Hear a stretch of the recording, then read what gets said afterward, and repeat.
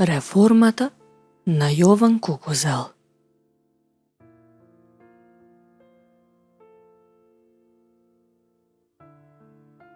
Реформата на свети Јован Кукузел со своите особености, особено со новините во подрачјето на музичката нотација и обработуваната тематика, која црпи нови сокови од фолклорното подрачје, е наречена Арс Нова.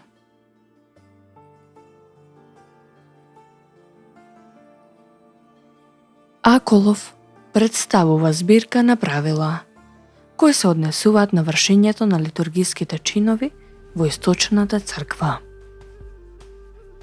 Опфаќа упатства за вршење на обредите надвор од свечената литургија.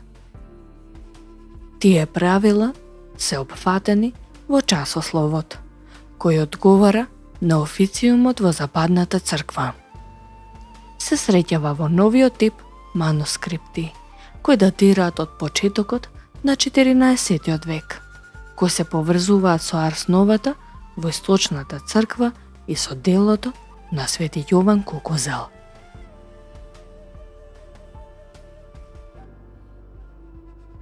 Сеноќното бдение, кое се практикувало во атоските манастири, било основа за појава на долгите мелодии, кои требало содржински да го исполнат долгото молитвено време.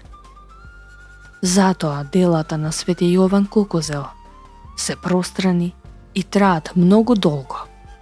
Очигледно се сообразани со начинот на живеењето на монасите во светогорските манастири, како и животот на свети Јован Кукузел.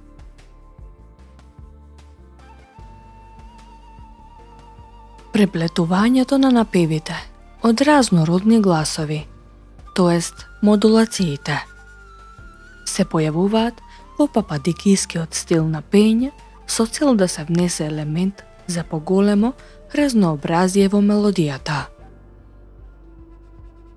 Во ваквата комбинација на гласовите, еден од нив бил основен, а другите помошни. Комбинацијата на гласовите можно е да биде еднородна или разнородна.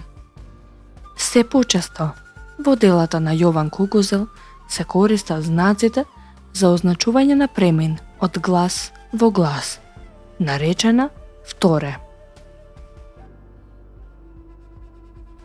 Некои од гласовите трпат измени, а и се воведуваат нови. Во говорните текстови се вметнуваат одделни слогови, чија задача е да му олеснат на пејачот да ги запамети долгите и богато украсени пасажи.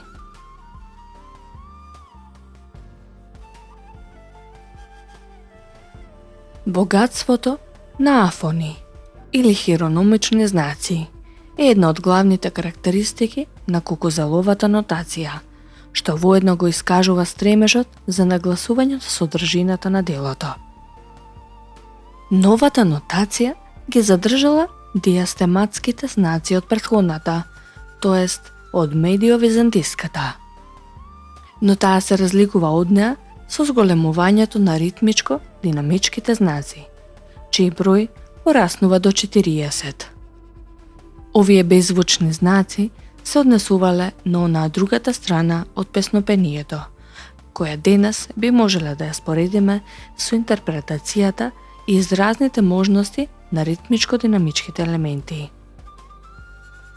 Има многу знаци кои укажуваат на тоа дека делот треба да се пее молитвено, со поголема сила, гласот да излегува од грлото со бренување, или гласот да се испее на нос и слично.